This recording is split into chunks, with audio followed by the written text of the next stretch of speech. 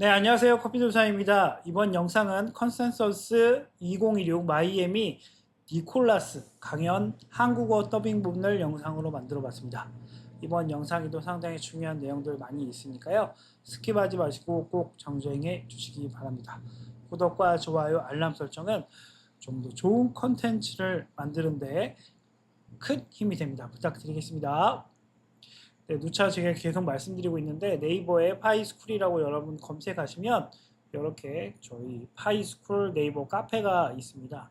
여기에서 여러 가지 정보들 많이 교류하고 있으니까 특히 이제 파이텍스에 대해서 같이 공부하고 싶은 분들은 카페에 놀러 오시면 좋을 것 같습니다. 그리고 카페에 들어오시면은 이렇게 텔레그램 방도 있어요. 텔레그램 방 안에서도 실시간으로 여러 가지 정보나 이런 것들을 같이 교류하고 학습하고 있으니까 여러분들 이 텔레그램 방도 들어오시면 좋을 것 같습니다. 거의 약 한 300명 가까이 되신 분이 모여 있습니다. 정말 계속 강조해도 X를 아직도 안 하고 계신 분들이 너무 많이 계신 것 같아요. X는 기본입니다. 여러분들 클립토 하시는 분들은 트위터, 구 트위터 지금은 X죠. X 계정을 꼭 만드시고 시니어분들도 손쉽게 만들 수 있어요. 뭐 X 계정 만드는 방법 이렇게 하면은 검색하면 유튜브나 아니면 뭐 네이버에 다 잘 나와 있으니까 여러분들 X 꼭 계정 만드신 다음에 커피도사와 코이샤 꼭 팔로우 부탁드리도록 하겠습니다. 지금 코이샤 같은 경우는 2,000명이 넘었고요. 저도 6,400명 정도 됩니다. 그러니까 여러분들 트위터에도 타 유튜버 분들이나 이런 분들 인플루언서 분들 많이 계시니까 특히 크립토에 관련된 여러 정보들 실시간으로 많이 공지들을 거의 트위터에 올려요. 그러니까 여러분들 X는 기본으로 꼭 하시면 좋을 것 같습니다. 어제 영상에도 말씀드렸지만 지금 파이 브라우저 기준으로 1.15 버전이신 분들이 대부분이실 거예요. 근데 1.16 버전으로 업그레이드가 지금 진행되고 있습니다. 그래서 상당히 용량이 커요. 어느 정도 용량이냐면 파이 브라우저 기준으로 거의 5.9기가입니다. 그러니까 여러분들 아주 구형인 핸드폰은 아마 이 업데이트가 안 될 거예요. 그래서 지금 대규모, 대용량의 이렇게 이 업데이트가 진행되고 있다. 그래서 여러분들 업데이트가 뜨시면 꼭 업데이트를 하시기 바랍니다. 그리고 핸드폰 용량을 좀 넉넉하게 뭐 사진 같은 거 좀 지우셔서 여유롭게 해놓으시면 좋을 것 같아요. 그래서 지금 이 업데이트는 아마도 프로토콜 23 버전이 이제 파이덱스가 시작하기 위한 마지막 단계라고 보시면 될 것 같고요. 그 단계를 지금 준비하고 있는 과정이라고 보시면 될 것 같습니다. 이렇게 지금 청띠아판이 먼저 강연을 했고요. 니콜라스 같은 경우에는 이렇게 토의하는 방식으로 여러분들과 했는데 그 중에 이제 니콜라스가 발언했던 부분들만 캡처해서 한국어 더빙으로 만들어봤습니다. 그러면 영상 보시도록 할게요.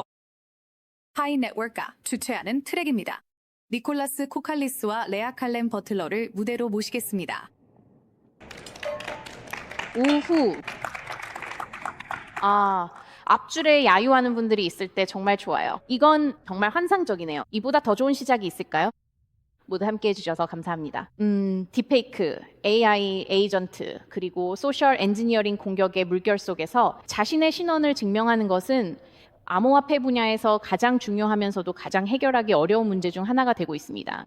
오늘날 우리가 온라인에서 우리가 인간임을 증명한다고 말할 때 그 의미가 무엇인지, 그리고 인간성 증명이 당신에게 실제로 어떤 의미인지 설명해 주세요.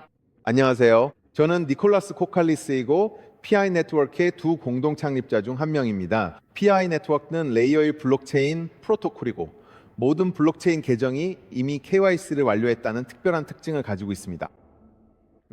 그래서 질문에 답하기 위해서 조금 더 뒤로 물러나서 말씀드리고 싶은데 그 목적에 따라 다르다고 생각합니다. 그러니까 어떤 경우에는 그 사람이 정확히 누구인지 알아야 할 때가 있습니다. 예를 들어 누군가 은행에 가서 돈을 인출하려고 한다면 우리는 그 사람이 정확히 누구인지 정말로 알아야 합니다. 다른 경우에는 어떤 행위가 이루어지고 있는지, 그리고 그 행위가 사람이 하는 것인지 보시하는 것인지 알아야 할 때가 있습니다. 네. 그리고 또 다른 경우에는 그 상황 뒤에 있는 사람들이 각각 고유한 사람들인지 알고 싶을 때가 있습니다. 예를 들어 만약에 온라인 시스템에서 평점이 있다면 한 사람이 1,000개의 봇을 만들어서 1,000개의 평점이나 제품 리뷰를 남기는 것을 원하지 않을 겁니다. 모든 사람의 목소리에 더 공정함을 부여하고 싶으니까요. 기본적인 부분에 대해 한 가지만 더 질문할게요. 이 제목의 두 번째 부분은 자신을 도크싱하지 않기입니다. 이 부분에 대해 이야기할 때 우리가 말하는 것은 사람들이 반드시 인터넷에서 완전히 익명이어야 한다는 뜻은 아닌 것 같아요. 오히려 자신의 데이터에 대한 개인적인 통제권을 갖고 선택적으로 정보를 공개할 수 있는 옵션을 갖는 것에 더 가까운 건가요? 자신을 도크싱하지 않는다는 기준을 어디에 두어야 할까요? 네, 저도 그 부분에 동의하고요. 그리고 사람들이 자신의 신원을 도크싱하지 않는 것에 대해 생각할 때 특히 크립토 컨퍼런스에서는 바로 GK 증명 같은 것들을 떠올리게 됩니다. 예를 들어 GKSN, ARKS, STARKS 같은 고급 기술들이나 블리프루프 같은 것들이 있죠. 하지만 이런 기술들이 있음에도 불구하고 조금 더 고급 기술이기 때문에 수학적으로 문제를 공식으로 변환하고 다항식 계산이나 기타 작업을 해야 합니다. 하지만 실제로는 우리가 모두 알고 이해하는 기존의 프리미티브만으로도 영지식 Zero Knowledge를 구현할 수 있습니다. 아주 간단한 예를 들어 보겠습니다. 예를 들어 직접 가게에 가서 술을 살 때 사람들에게 면허증을 보여주는 상황을 한번 상상해 보시기 바랍니다. 그럴 때 보통 면허증을 보여주게 됩니다. 불필요하게 모든 개인 정보를 노출하는 셈이죠. 필요한 정보는 당신의 성인 여부뿐이니까요. 맞아요. 그런데 대신에 그들은 당신의 집 주소, 생년월일 등 모든 정보를 얻게 됩니다. 이제 만약 이 과정을 제로 지식 방식으로 한다면 실제로 KYC 기관, 예를 들어 PI KYC 기관이 있다고 해봅시다. 그 기관이 당신은 21살 이상입니다라는 진술을 제공할 수 있습니다.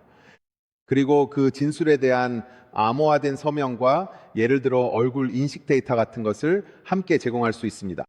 그리고 이제 당신이 해야 할 일은 그 진술을 제공하는 것뿐이며 수신자는 그 서명이 이 경우 신뢰할 수 있는 제3자로부터 온 것인지 확인할 수 있습니다. 그리고 당신은 추가적인 정보를 제공하지 않고도 이미 자신이 21세 이상임을 증명한 셈이 됩니다.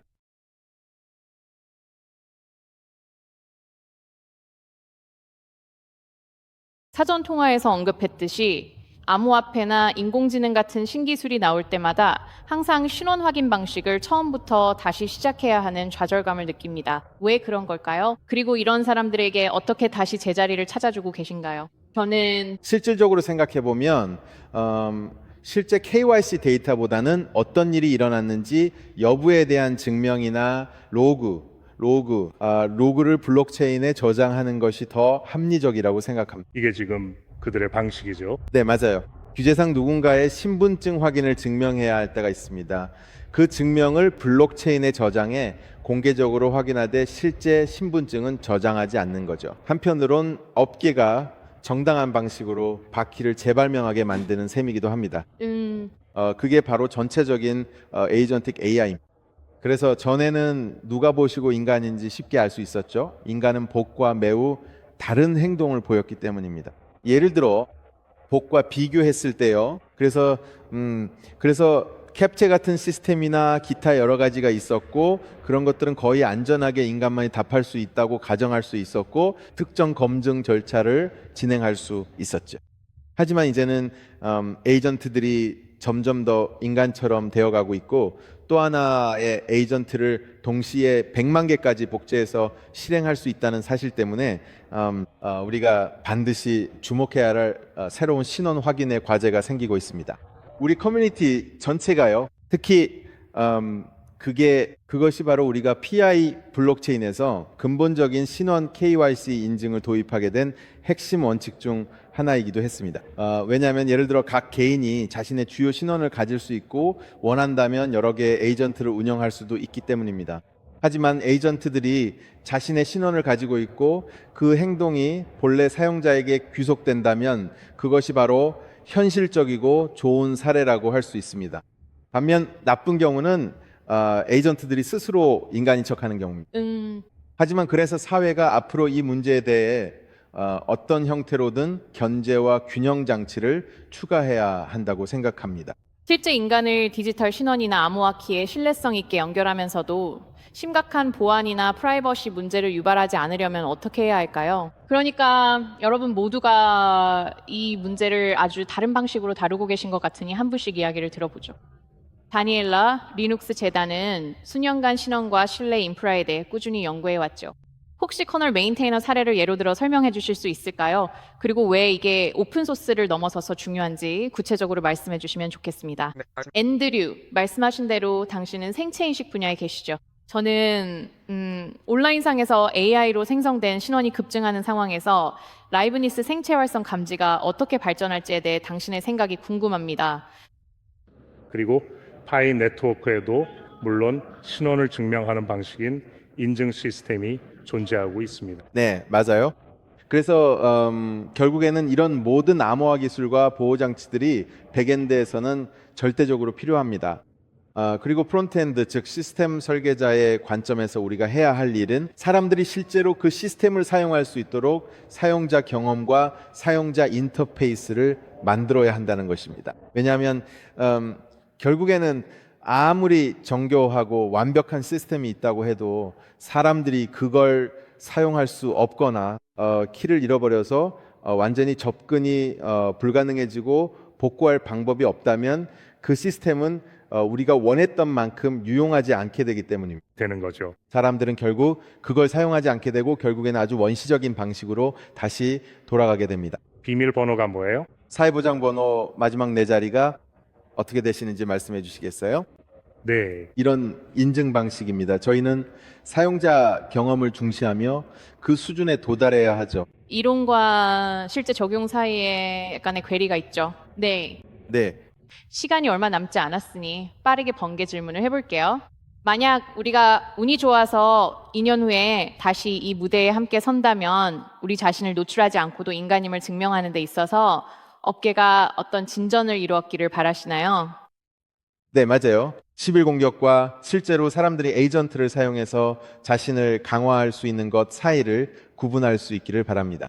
그래서 당신의 에이전트가 온라인의 모든 자원에 접근할 수 있기를 원하시는 거군요. 그리고 그 에이전트가 자신이 누구를 대표하는지 그 자원들에게 보고할 수 있어야 하죠. 그래서 그들이 당신의 일을 대신할 수 있으면서도 동시에 다양한 서비스들이 인간인 척하는 가짜들에게 도배되지 않도록 하는 거죠. 네, 저는 이런 상황이 아니길 바랐지만 역사상 변화는 늘 이런 식이었죠. 끔찍한 일이 먼저 터져야 하니까요. 여러분도 들으셨을 겁니다. 경고는 충분히 드렸습니다. 멋진 패널 토론 감사합니다. 2년 후에 다시 뵙겠습니다. 네, 잘 보셨죠? 네, 이번 니콜라스 강의? 네, 우선 이렇게 토론도 상당히 의미 있는, 특히 KYC에 관련된 여러 가지 내용들을 여러분이 들으실 수 있었습니다. 다소 파이코인의 KYC가 더디고, 네, 더디지만 많이 더디죠. 더디지만 완벽하게 가려고 하는 신원 인증임에는 분명한 것 같습니다. 아무튼 이번 영상이 도움이 되셨다면 구독과 좋아요, 알람 설정 부탁드리도록 하겠습니다. 감사합니다.